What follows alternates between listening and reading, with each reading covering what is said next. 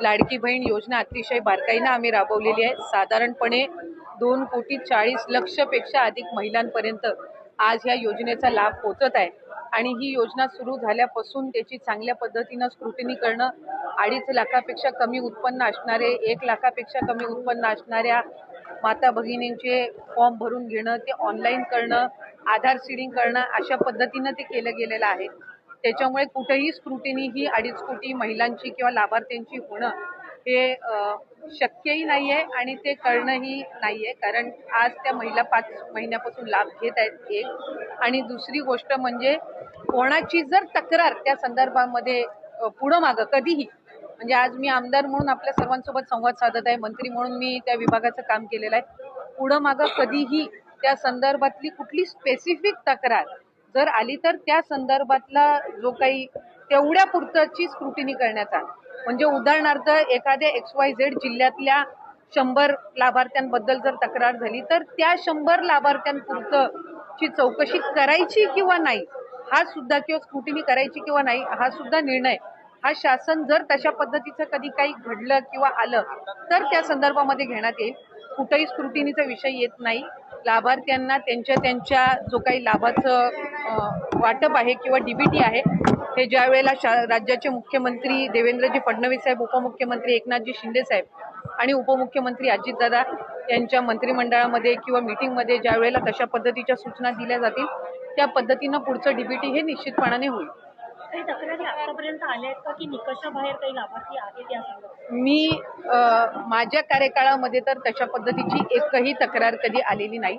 आता आचारसंहितेच्या या मधल्या 1.5 महिन्याच्या 2 महिन्याच्या कालावधीत काही आल्या असतील तर त्या संदर्भातली मला काही माहिती नाहीये, पण तक्रारी आल्या तर त्याचं कशा पद्धतीने त्या स्क्रुटिनाइज करायच्या याचा निर्णय जो आहे ते शासन आणि जे संबंधित विभाग आहे ते त्या पद्धतीनं करतील। पण अशा पद्धतीची तक्रार ही कुठेही विभागाकडे मी त्या ठिकाणी पदावर असताना तरी प्राप्त झाली नव्हती। नाही, ह्या ज्या सगळ्या आहेत या अफवा पसरवल्या जात आहेत। शेवटी कुठले निकष कशा पद्धतीनं लावले जातील, कशा पद्धतीनं बदलले जातील, कशा पद्धतीनं कुठली जर एखादी तक्रार आली तर त्या संदर्भातली कशी स्क्रुटिनी केली जाईल हा निर्णय शासनाचा आणि विभागाचा राहतो।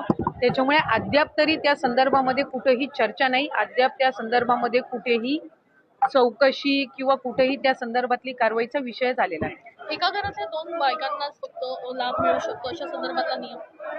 अशा संदर्भातला नियमही नाहीये। आपण जर GR मध्ये बघितलं तर 2.5 लाखापेक्षा कमी उत्पन्न असणारे, रेशन कार्ड त्यांचं पिवळं किंवा केशरी किंवा उत्पन्नाचा दाखला असणारे, अशी सगळी स्क्रुटिनी होऊन आम्ही सुरुवातीपासून एक गोष्ट म्हणत आलो की 2.5 कोटीपर्यंत लाभार्थी हे मॅक्सिमम असू शकतात आणि त्या पद्धतीनं जर आपण बघितलं तर रजिस्ट्रेशन मध्ये सुद्धा आम्ही शेवटचं DBT 9 ऑक्टोबरला ज्यावेळेला केलं त्यावेळेला 2,34,00,000 महिलांना आम्ही DBT केलेलं होतं, म्हणजे साधारणपणे त्या आकड्याच्या आपण जवळपास आहोत। त्यामुळे त्या पद्धतीनं आपण हे केलेलं आहे। मला वाटतं मुख्यमंत्री मोदयांनी ज्यावेळेला शपथ घेतली त्या दिवशी सुद्धा पत्रकारांसोबत संवाद साधताना काही वर्तमानपत्र आणि पत्रकारांनी त्या संदर्भातली त्यांना विचारणा करण्यात आली, त्यावेळेला त्यांनी हेच सांगितलं की जे बजेट सेशन होईल, पुढचं बजेट सेशन होईल त्यामध्ये जे 2100चा लाभ हा महिलांना आम्ही आमच्या मॅनिफेस्टोमध्ये कबूल केलेला आहे त्या संदर्भातली जी काही योग्य ती घोषणा आहे ती केली जाईल।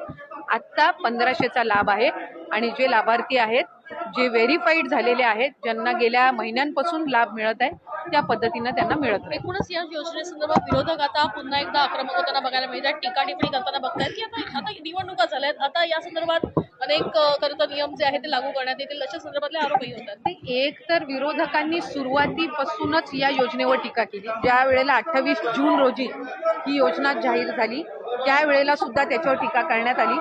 स्वतः त्या योजनेवर टीका केली की 1500 दिल्यावर मग राज्याचं काय होणार, राज्य खपाट